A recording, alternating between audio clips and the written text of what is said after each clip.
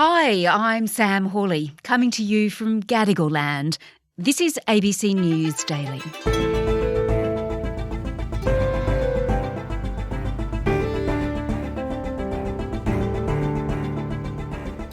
It's one of the biggest dumps of top-secret US defence documents since WikiLeaks, and we still don't know who's behind the Pentagon leak. A trove of highly classified material has once again ended up on the internet, embarrassing the US and angering some of its closest allies. Today, the Washington Post's national security correspondent, Missy Ryan, on why the world's secrets don't seem to be safe in American hands. Let me just say a few words about the story that I know many of you are tracking. I was first briefed on the reports of unauthorized disclosure of sensitive and classified material on the morning of April 6th. Missy, this is a really intriguing story. We haven't seen a breach like this since WikiLeaks. Yeah, this does seem to be the biggest breach or dumping of American classified documents, classified material in more than a decade. It does remind us of the disclosures from Edward Snowden, which was a couple years after the WikiLeaks disclosures. We take this very seriously, and we will continue to investigate and turn over every rock until we find the source of this and the extent of it. Of course, it's not as big a leak as we saw with WikiLeaks. That was something like 700,000 documents and videos, diplomatic cables. We're talking about something like 100 documents here. But first, just tell me, when did the Pentagon first realise that these US intelligence documents had found their way into the wrong hands? When did we first get a sense of what was going on?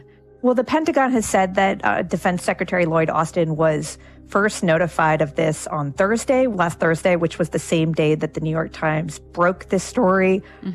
But, it does raise the question of why the Pentagon didn't know about this leak earlier, because these documents, dozens of them, were circulating on the kind of less scrutinized corners of the internet for weeks beforehand.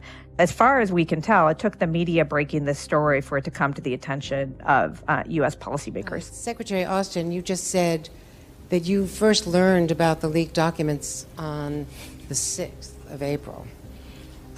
They've been online for months.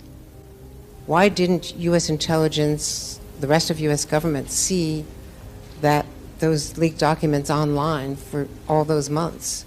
Is that an intelligence failure? The documents that we are aware of are dated the 28th of February, 1st of March. I don't know if there are other documents that have been online before. These are things that we will find out as we continue to investigate. As you say, they were out there for a while. We've learnt that they were sitting on social media platforms like Discord, which is popular with gamers, from early March, and then it's spread further with these documents landing on Twitter, 4chan and Telegram. So how do we know, Missy, or do we know for sure now that this is a leak rather than a hack? We don't know much for sure about these documents. It does not have the hallmarks of a hack, just because the way that the documents are presented, they appear to have been printed and folded, which suggests that somebody who had legitimate access may have tried to get them out of a facility versus, an exclusively digital means of collection. Some of them at least seem to have been prepared for the chairman of the Joint Chiefs of Staff and other senior policymakers. And they also have markings that show that they shouldn't have been at least distributed to foreign governments, foreign individuals. So that makes you think that it makes it less likely that it would have been a foreign allied government that somehow, had this leak happen. So all of that suggests that it was, American person or American who had access legitimately to this. Yeah. That's sort of the working hypothesis of a lot of us in the media who are tracking this closely. But again, nobody really knows. It looks like from some reports that someone has hastily taken photographs of pieces of paper sitting on top of what appears to be a hunting magazine. It sounds like something you'd see in a movie. You know, someone racing around with top secret documents and taking photos of them. Yeah, I mean, it does. And there's been a lot of sort of amateur detective analysis going on Twitter about, like, you know, what can we deduce from these little snippets of things that you see on the desk of this person or the margins of these documents. But what we know is that those packets of daily updates go to thousands of people within the U.S. government, people who have the TS/SCI clearances, which is, you know, a lot of people. And so that makes it that much harder to track across agencies, across facilities, and they're going to be taking a hard look at that. Senior department leaders daily on our response, and I've directed an urgent cross-department effort. And we've referred the matter to the Department of Justice, which has opened a criminal investigation.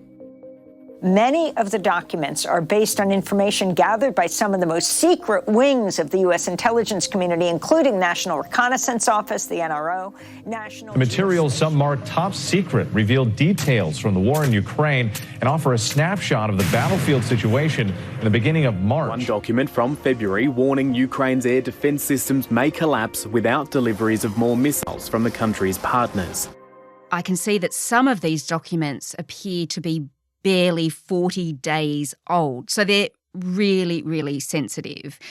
So just tell me a bit more about these documents, because a lot of them relate to the war in Ukraine, don't they? A lot of them relate to the war in Ukraine and tactical updates, tactical information about what the strengths and weaknesses are for the Ukrainian military versus the Russian military.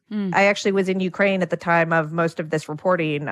It does track, you know, some of the things that people were thinking about at that time, you know, the different levels of casualties and, you know, all of the challenges that Ukraine is going to be facing as it tries to fight Russia in the coming months.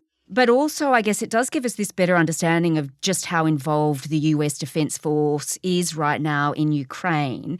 And that could be actually damaging to the war effort, couldn't it? The government in Kyiv has been downplaying the significance of this, kind of saying, you know, this information about for example, ammunition shortages is already very public. The Ukrainian government has been talking about it for a long time, and that's why they're asking so urgently for more. I don't know that it changes the overall fundamentals. They can make tactical changes that could sort of compensate for some of the stuff that was divulged tactically. But, you know, I mean, it has to make them uncomfortable about sharing things with the United States. And they don't have any choice, you know, because the United States is by far the largest backer for Ukraine and the largest provider of military assistance.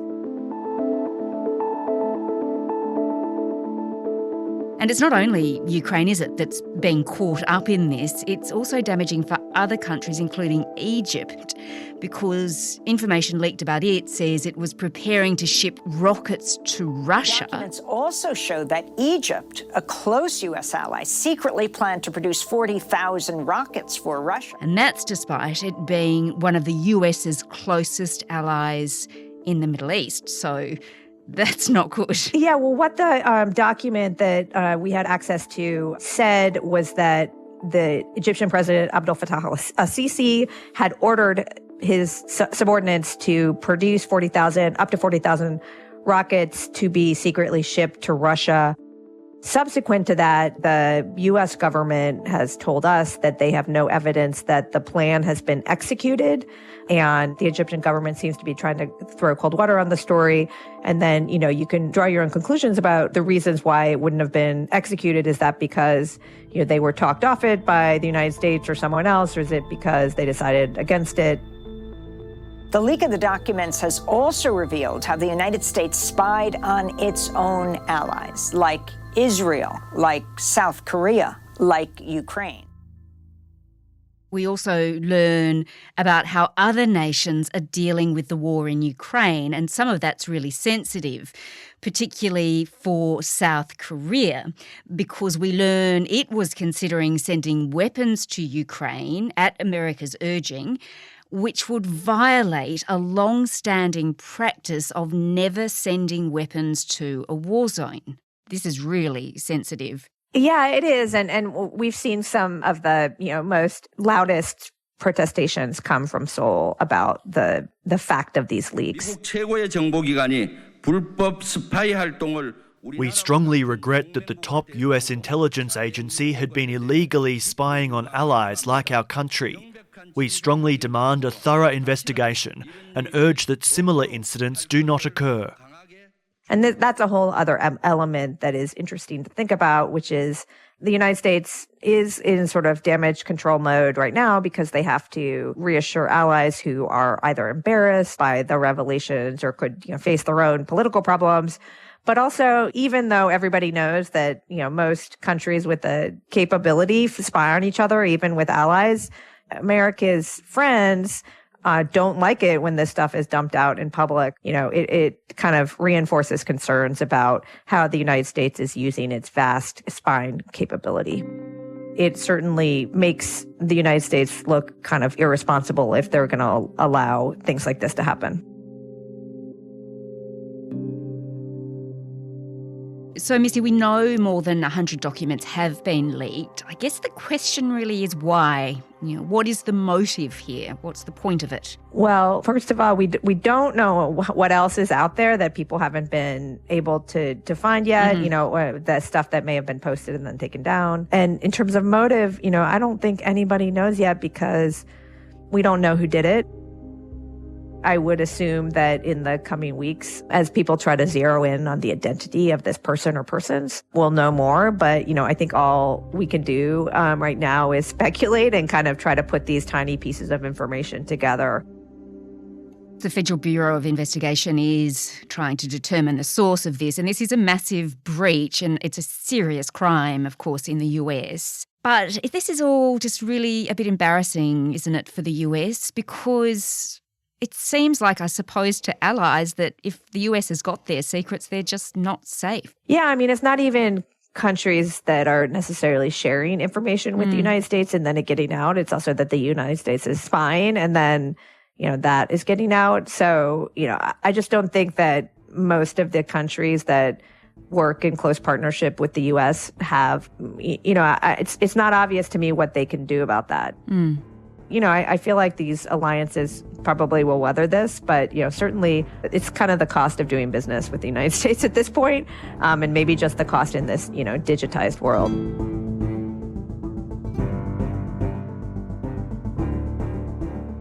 Missy Ryan is the national security correspondent with The Washington Post. The leak also included a suggestion that the leaders of Israel's intelligence service, Mossad, had encouraged citizens to participate in anti-government protests in March. The Israeli government has since firmly rejected that. This episode was produced by Veronica Aphab, Flint Duxfield, Sam Dunn and Chris Dengate, who also did the mix. Our supervising producer is Stephen Smiley. I'm Sam Hawley. Thanks for listening.